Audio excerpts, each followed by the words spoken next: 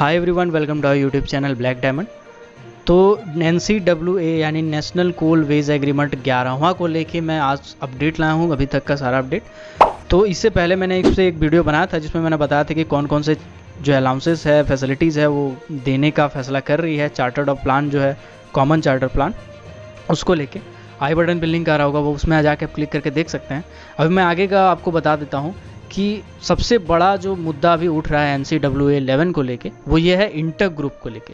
INTUC group में 3 group है, मैं आपको बताता हूँ। तीनों ग्रुप में पहला जो ग्रुप है वो है संजीवा रेड्डी जी का ग्रुप, जिसको रेड्डी ग्रुप बोला जाता है। दूसरा है के तिवारी जी का ग्रुप, जिसको तिवारी ग्रुप बोला जाता है। और तीसरा है चंद्रशेखर दुबे ग्रुप यानी कि ददई ग्रुप, जिसको दुबे ग्रुप या ददई ग्रुप भी बोला जाता है। ये तीनों ग्रुप के बीच में मैटर है, इंटरनल मैटर है और आपसी विवाद है।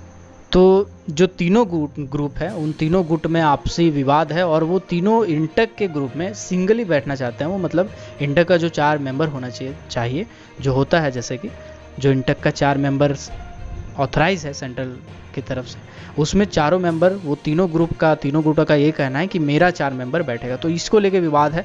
4 जनवरी 2017 को एक लेटर लिखा गया था श्रम एवं रोजगार मंत्रालय के अंडर सेक्रेटरी PJ सुंदर राजन की तरफ से। उन्होंने तीनों गुटों को ये कहा था कि भैया अपना आपसी मैटर जो है उसको आप सुलटा लीजिए और ताकि जो नेक्स्ट कोल वेज एग्रीमेंट हो उसमें आपको बैठने का मौका मिल सके। लेकिन अभी तक यानी कि 2021 तक का जून महीना चला गया है, अभी तक वो मैटर सुलट नहीं पाया है। ये मैटर कोर्ट में भी लंबित है।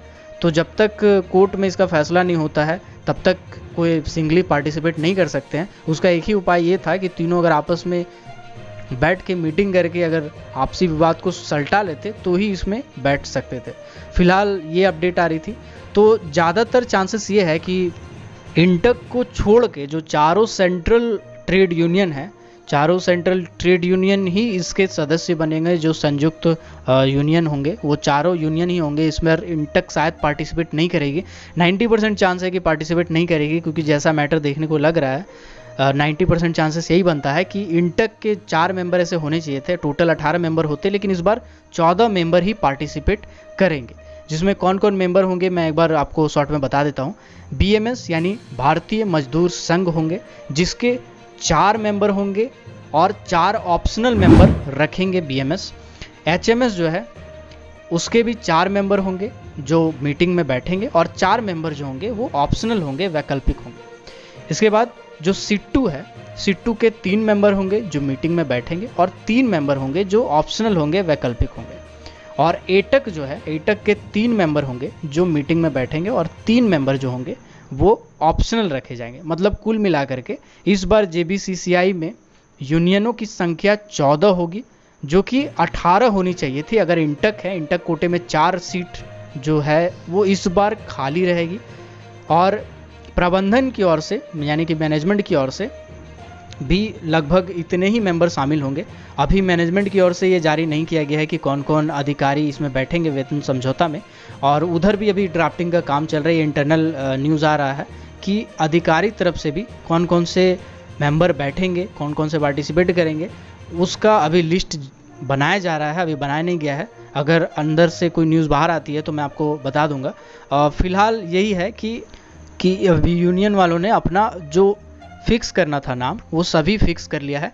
इस बार जो इंटरनल न्यूज़ आ रही है वो ये आ रही है कि BMS से यानी भारतीय मजदूर संघ से जो चारों मेंबर होंगे वो चारों के चारों नए होंगे, क्योंकि एक जो है वो रिटायर हो चुके हैं, एक जो है वो उनका देहांत हो गया था, डेथ हो गया था, और 2 जो है वो इसमें इंटरेस्टेड नहीं है। तो इसलिए चारों मेंबर जो होंगे BMS के वो न्यू होंगे, नए होंगे।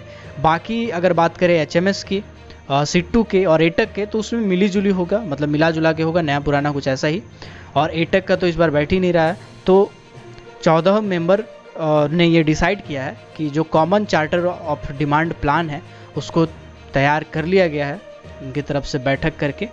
और बैठक करने के बाद तैयार जो प्लान है उसको 10 जून को कोल इंडिया प्रबंधन को सौंपने वाली है। ये जो सौंपेगी ये एक कोयला सचिव को सौंपेगी, जो कि मेरे हिसाब से अभी अनिल जैन जी हैं। और दूसरा कोल इंडिया लिमिटेड के जो चेयरमैन हैं श्री प्रमोद अग्रवाल, उनको भेजा जाएगा। ये 2 लेटर उनको भेजा जाएगा और 10 तारीख के बाद ही कंपनी अपना जो डेट है वो फिक्स करेगी और कंपनी की तरफ से मेंबर का संख्या अनाउंस किया जाएगा, मतलब जो कोल इंडिया लिमिटेड के प्रबंधन है उनकी तरफ से बताया जाएगा कि कौन कौन से मेंबर हैं। हालांकि उससे पहले अगर न्यूज़ आती है तो मैं आपको इन्फॉर्म कर दूंगा कि कौन कौन से मेंबर कंपनी की तरफ से हैं। उसके बाद ये काम जो है वो आगे बढ़ेगा और इसमें एक लंबा टाइम लगेगा।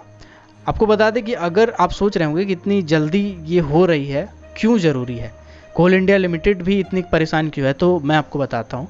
अगर कोल इंडिया लिमिटेड टाइम पे ये वेज एग्रीमेंट नहीं करती है तो कोल इंडिया लिमिटेड को भी घाटा है, क्योंकि कोल इंडिया लिमिटेड को समय से भुगतान करने के लिए फिर एरियर का सहारा लेना पड़ता है, और एरियर का अगर सहारा लेना पड़ा कोल इंडिया लिमिटेड को तो प्रबंधन को अच्छा खासा उसमें घाटा होगा।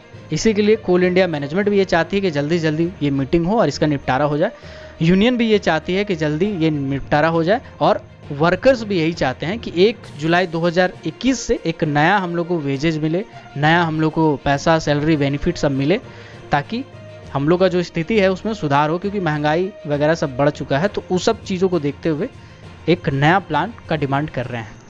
और एक डिसअपॉइंटिंग बात यह है कि कॉमन चार्टर ऑफ डिमांड में अभी तक जहाँ तक बनाया गया, हालांकि ड्राफ्टिंग का काम तो 10 तारीख तक चलेगा, ड्राफ्टिंग का काम एक्चुअली हो चुका है 5 तारीख तक, लेकिन सजेशंस उन लोगों का अभी चल रहा है, विचार विमर्श अभी चल रहा है। अभी कुछ चीज़ें इसमें इंक्लूड की जा सकती है 10 तारीख तक।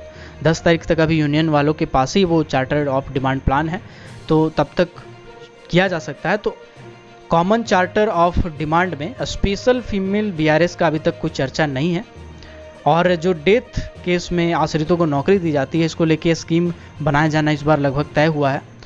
तो मैं आपको बता देता हूँ कि मोटा मोटी कितना फ़ायदा होगा। तो वेज बोर्ड 11 में 50% वेज बढ़ोतरी अगर हो गई तो कोयला मजदूरों को 18,351 रुपये का टोटल लाभ होगा। तो ये एक अच्छा खासा राशि है, मतलब अचानक से आप कह सकते हैं कि एक आपके सैलरी में बदलाव देखने को मिलेगा, एक बड़ी बदलाव देखने को मिलेगी। तो देखते हैं, लेट्स होप कि आप अच्छा ही हो और यूनियन वाले अपने मांग पे टिके रहें। तो देखते हैं, जैसा भी न्यूज़ आएगा मैं आपको अपडेट करता रहूँगा। ऐसे ही कोल माइनिंग, मेटल माइनिंग और पावर सेक्टर से रिलेटेड हर छोटी बड़ी खबरों से अपडेट रहने के लिए हमारे चैनल ब्लैक डायमंड को जरूर सब्सक्राइब कीजिएगा, और इन सब सेक्टर से रिलेटेड वैकेंसीज़ के लिए भी हमारे चैनल को सब्सक्राइब करके बेल आइकन को प्रेस कर दीजिएगा, ताकि जब भी मैं वीडियो डालूँ नोटिफिकेशन सबसे पहले आप तक पहुँचे। Keep watching, keep supporting, till then, जय हिंद।